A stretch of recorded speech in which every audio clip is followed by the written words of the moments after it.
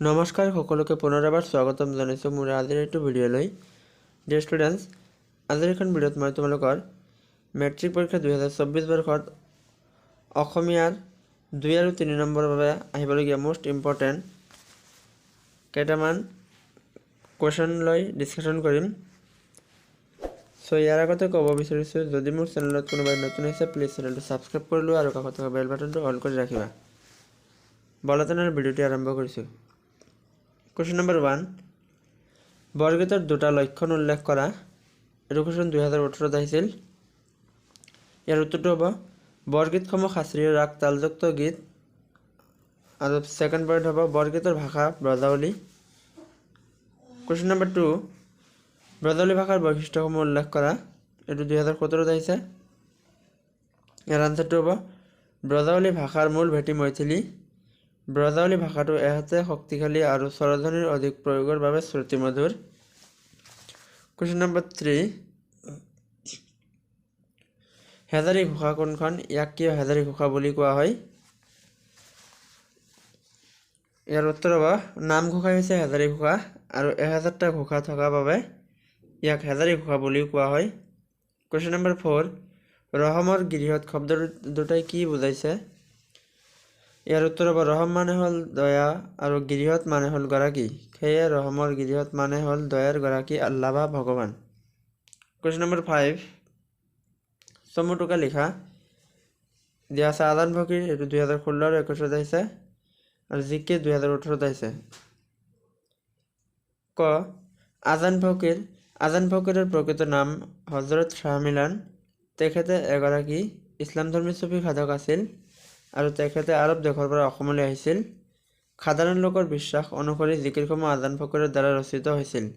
Dear students, এইখিনি লিখিলে তোমালোকে 2 মাৰ্কছ পাই যাবা। পইণ্ট নম্বৰ 2, জিকিৰ আজান ফকীৰৰ দ্বাৰা ৰচিত ইছলাম ধৰ্মাৱলম্বী লোকগীতসমূহকে জিকিৰ বোলা হয়। জিকিৰবোৰ অসমীয়া ভাষাৰ অমূল্য সম্পদ। জিকিৰ শব্দটো আৰবী জিকৰ শব্দৰ পৰা ওলাইছে। জিকিৰ শব্দৰ মূল অৰ্থ হ'ল স্মৰণ কৰা।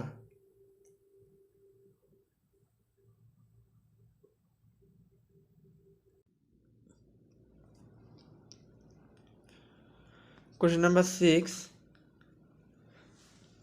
কবিতাটোত কবিয়ে প্ৰকৃতিৰ কি বস্তু টানি আনিছে লিখা। ইয়াৰ উত্তৰটো হ'ব কবিতাটোত কবিয়ে প্ৰকৃতিৰ বিভিন্ন বস্তু টানি আনিছে। সেইবোৰ হ'ল উষা, কিশলয়, চামৰ, কুসুম, ৰবাব, অন্তৰিক্ষ, কৃষকবেণু আৰু বৃহংগ। কুৱেশ্যন নম্বৰ 7, কবিতাটোত কবিয়ে কিয় আৰু কাৰ প্ৰশস্তি কৰিছে? ইয়াৰ উত্তৰ হ'ব কবিতাটোত কবিয়ে প্ৰকৃতিৰ সৌন্দৰ্যৰ মাজেৰে সুন্দৰৰ প্ৰশস্তি গাইছে। প্ৰকৃতিৰ সৌন্দৰ্যৰ মাজত কবিয়ে চিৰসুন্দৰৰ অৰ্থাৎ কেতিয়াও নেদেখাজনৰ অস্তিত্ব উপলব্ধি কৰাৰ কথা কৈছে। সেয়েহে সেই চিৰসুন্দৰৰ প্ৰশস্তি কৰিছে যাতে সকলোৱে বুজিব পাৰে আৰু পৰম মুক্তিৰ বাট বিচাৰিব পাৰে। কুৱেশ্যন নম্বৰ 8, ৰঘুনাথ চৌধুৰীৰ কবিতা পুথি দুখনৰ নাম লিখা। ইয়াৰ উত্তৰ হ'ব সদৰী আৰু নৱমল্লিকা। কুৱেশ্যন নম্বৰ 9, চৈয়দ আব্দুল মালিকৰ কেতিয়া আৰু ক'ত জন্ম হৈছিল? 1919 চনত গোলাঘাট জিলাৰ নাহৰণিত। কুৱেশ্যন নম্বৰ 10, বৰশান্তিত আছো এই প্ৰজাতিত পোনে কিয় এইদৰে কৈছিল কথাষাৰি অন্তৰ্নিহিত ভাৱ মোকলাই লিখা। ইয়াৰ উত্তৰ হ'ব এদিন গধূলি সময়ত আলি কেঁকুৰিত কবি হৰেকৃষ্ণ ডেকাই লগ পোৱা এজন কুকুৰীকণা মানুহে এইদৰে কৈছিল। মানুহজনে নিজৰ ঘৰটো বিচাৰি নঙলামুখত ঘূৰি ফুৰিছিল। সেই প্ৰজা ঘৰটোত কোনো কৃত্ৰিমতা নাছিল। কবিয়ে যেতিয়া মানুহজনক হাতত ধৰি ঘৰটোলৈ আগবাঢ়ি দিছিল তেতিয়া মানুহজনে কৈছিল যে সেই প্ৰজা ঘৰটোত তেওঁ সুখেৰেই আছে। এই প্ৰজাতিত যদিও কোনো আধুনিকতা নাই, সা সুবিধা নাই, তথাপিও তেওঁ তাতে সুখ অনুভৱ কৰিছে। কুৱেশ্যন নম্বৰ 11, তথাপিতো সুখ দেখন্তে দৰত উৰি যায় মোৰ জীও। এই কথাষাৰ কাৰ উক্তি? কাক দেখি কিয় তেওঁৰ ভয়তে জীও উৰি যায় বুজাই লিখা। ইয়াৰ উত্তৰ হ'ব উক্ত কথাষাৰ শ্ৰীকৃষ্ণৰ উক্তি। কৃষ্ণই মাতৃ যশোদাক দেখি যেতিয়া ভয়তে উক্ত কথাষাৰ কৈছিল। কথাষাৰৰ মাজেদি কৃষ্ণৰ শিশুলীলাৰ প্ৰকাশ পাইছে। তেওঁ জগতৰ ঈশ্বৰ হৈ মাক যশোদাৰ গালি শপনি শুনিব লগা হৈছে আৰু সাধাৰণ ল'ৰা ছোৱালীৰ দ্বাৰা কৃষ্ণইও মাকক দেখি ভয় কৰিছে। কুৱেশ্যন নম্বৰ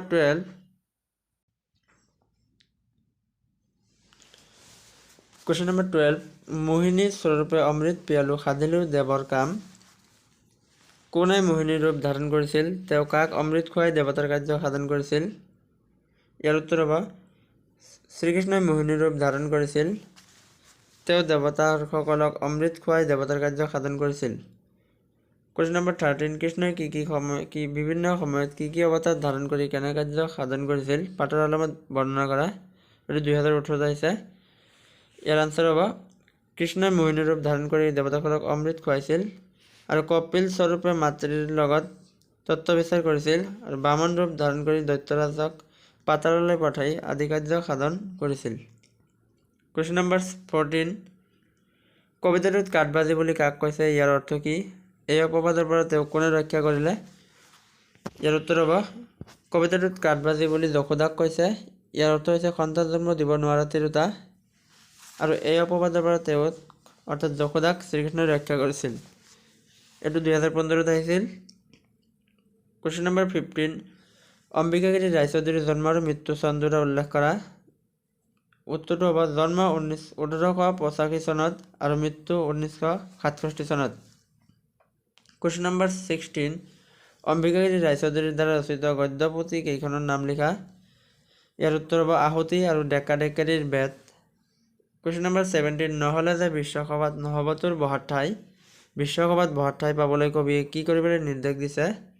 ইয়াৰ উত্তৰ হ'ব কবিতাটি ৰচনা কৰাৰ সময়ত ভাৰতবৰ্ষ ব্ৰিটিছৰ অধীনত আছিল। পৰাধীন দেশে কেতিয়াও সৌসভ্য জাতিৰ বিশ্বসভাত বহাৰ সুযোগ নাপায়। সেয়ে ভাৰতবাসীৰ মাজত থকা হীনমন্য ভাৱ, হিংসা, দেহৰ ভেদাভেদৰ ঘৃণা ঘৃণী, স্বাৰ্থ ভেমৰ মলি মামৰবোৰ আঁতৰাই বীৰ বেশেৰে পৰাধীনতাৰ শিকলি ছিঙি জাতিৰ জীৱন মনোহৰ কৰিব পাৰিলেহে ভাৰতবাসীয়ে বিশ্বসভাত বহাৰ ঠাই পাবলৈ সক্ষম হ'ব বুলি কবিয়ে সকীয়াই দিছে। কুৱেশ্যন নম্বৰ 18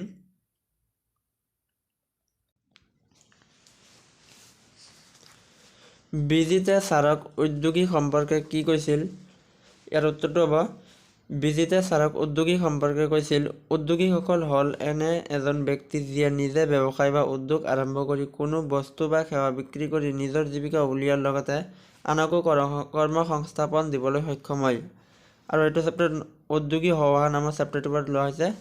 আগত আছিল ছাত্ৰ জীৱন আৰু সমাজ সেৱা আৰু তাতে দিয়া হৈছে উদ্যোগী হোৱা চেপ্টাৰটি।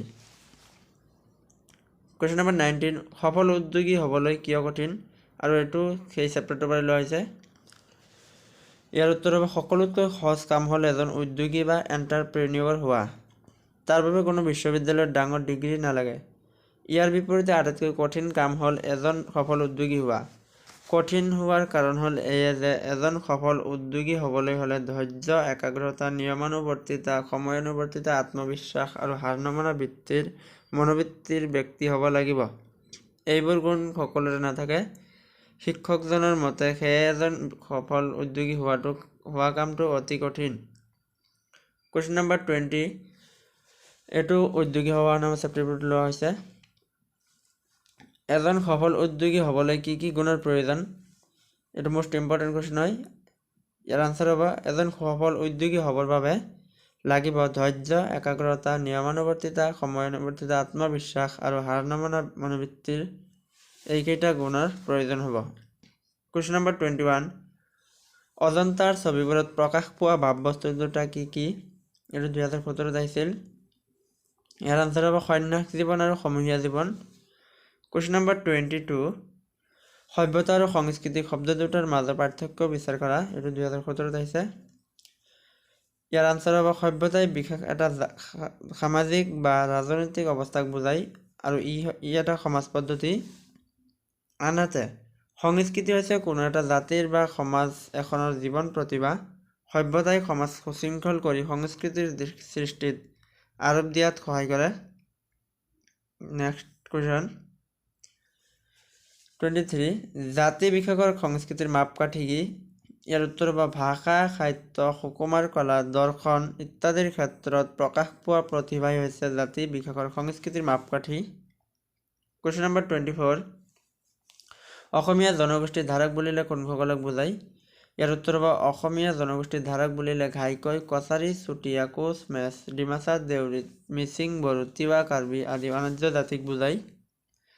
কুৱেশ্যন নম্বৰ 25 চাহ উদ্যোগৰ কৰ্মীসকল কোন তেওঁলোকে কৰ পৰা অসমলৈ আহিছিল ইয়াৰ উত্তৰ হ'ব চাহ উদ্যোগৰ কৰ্মীসকল হৈছে চাওতাল কুৰ্মী মুছহৰ মুণ্ডা তেলেঙা হুভূমিজ উৰাটাতি লোহাৰ আদি আৰু এওঁলোকে বিহাৰ উৰিষ্যা মধ্যপ্ৰদেশ আৰু উত্তৰ প্ৰদেশৰ পৰা অসমলৈ আহিছিল কুৱেশ্যন নম্বৰ 26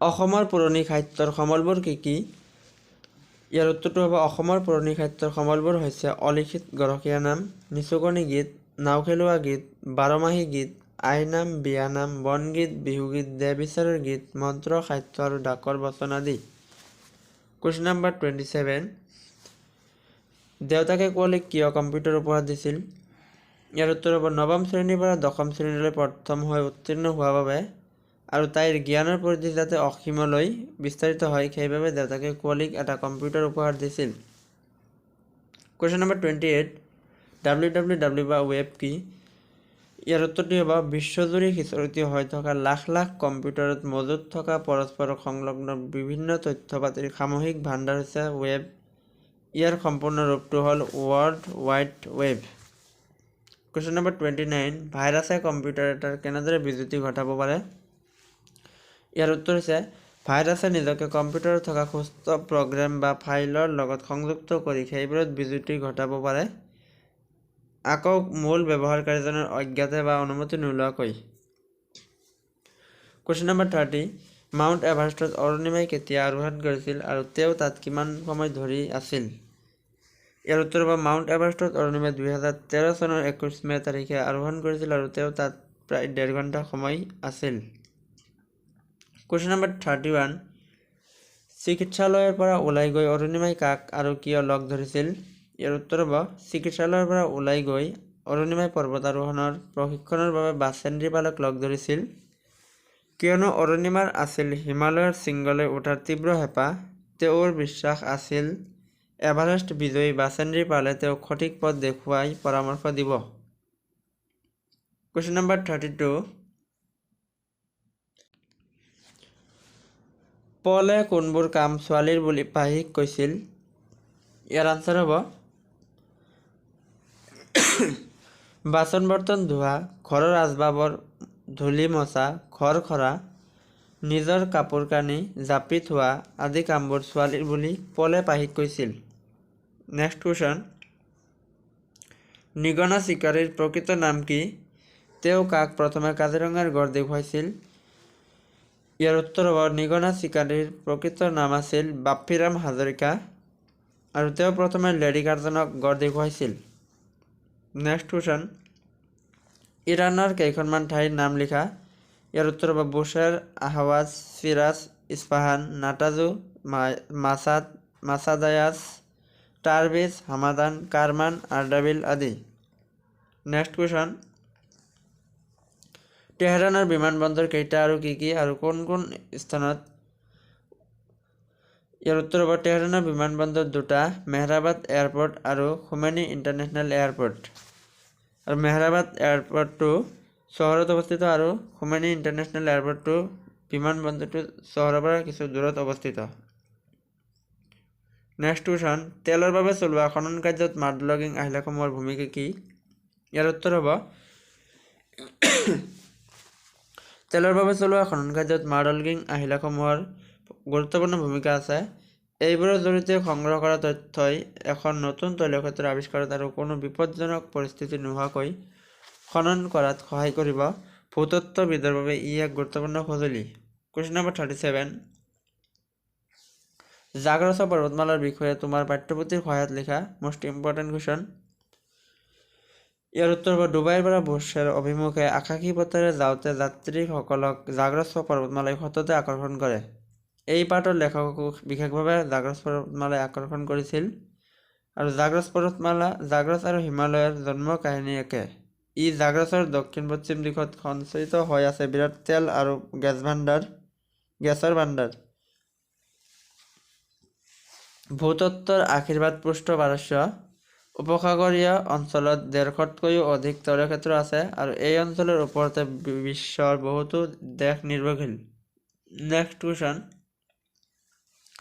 আততায়ী কাক বোলে ইয়াৰ উত্তৰ হ'ব যিয়ে বিষ দিয়ে, অগ্নি দিয়ে, ধন সৰ্বস্ব হৰণ কৰে, ৰাজ্যভাৰ কাঢ়ি নিয়ে, ভাইজাক অপকাৰ কৰে অথবা অস্ত্ৰ ধৰি যুদ্ধ কৰে, এই 6 দুখত দুখীকে আততায়ী বোলে। নেক্সট কুৱেশ্যন, নাগাৰ্জুন কোন, ক'ত আছিল আৰু কি কৰিছিল? ইয়াৰ উত্তৰ হ'ব নাগাৰ্জুন আছিল প্ৰাচীন ভাৰতৰ বিশ্ববিদ্যালয়ৰ এগৰাকী শিক্ষক আৰু তেওঁ অমৰাৱতী নগৰৰ ওচৰত থকা শ্ৰী ধান্যকটক বিশ্ববিদ্যালয়ৰ প্ৰধান শিক্ষক আছিল আৰু ছাত্ৰ ছাত্ৰীক শিক্ষাদান কৰিছিল। নেক্সট কুৱেশ্যন, তক্ষশিলা বিশ্ববিদ্যালয়ৰ 4জন প্ৰখ্যাত ছাত্ৰৰ নাম লিখা। ইয়াৰ উত্তৰ হ'ব তক্ষশিলা বিশ্ববিদ্যালয়ৰ 4জন প্ৰখ্যাত ছাত্ৰৰ নাম অঙ্গুলিমাল, জীবক, পাণিনি আৰু চাণক্য। ডিয়াৰ ষ্টুডেণ্টছ, এইখিনি আছিল তোমালোকৰ চেপ্টাৰ 1 পৰা চেপ্টাৰ 16লৈ মোষ্ট ইম্পৰ্টেণ্ট 2 আৰু 3 মাৰ্কছৰ কুৱেশ্যনসমূহ। আৰু ইয়াৰ আগৰ ভিডিঅ'টোত মই 1 মাৰ্কছৰ মোষ্ট ইম্পৰ্টেণ্ট কুৱেশ্যনসমূহ ডিছকাশ্যন কৰিছিলোঁ। যদি কোনোবাই চোৱা নাই তেন্তে এই ভিডিঅ' ডেছক্ৰিপশ্যনত সেই ভিডিঅ'টোৰ লিংক দিয়া থাকিব, তাৰ পৰা চাই ল'ব পাৰিবা। আৰু লগতে গ্ৰামাৰৰ ভিডিঅ'সমূহ এইটো ভিডিঅ' ডেছক্ৰিপশ্যনত লিংক পাই যাবা, তাৰ পৰা চাব পাৰিবা। চ' ডিয়াৰ ষ্টুডেণ্টছ, এতিয়াও যদি মোৰ চেনেলটো ছাবস্ক্ৰাইব কৰা নাই প্লিজ চেনেলটো ছাবস্ক্ৰাইব কৰা আৰু কাষত থকা বেল বাটনটো অল কৰি ৰাখিবা। আৰু ভিডিঅ'টো চাই যদি অকণমান উপকাৰ হৈছে বুলি ভাবা তেন্তে ভিডিঅ'টোত লাইক কমেণ্ট কৰাৰ লগতে বন্ধু বান্ধৱীসকলৰ লগত বেছি বেছিকৈ শ্বেয়াৰ কৰিবা। আজিলৈ থেংক ইউ।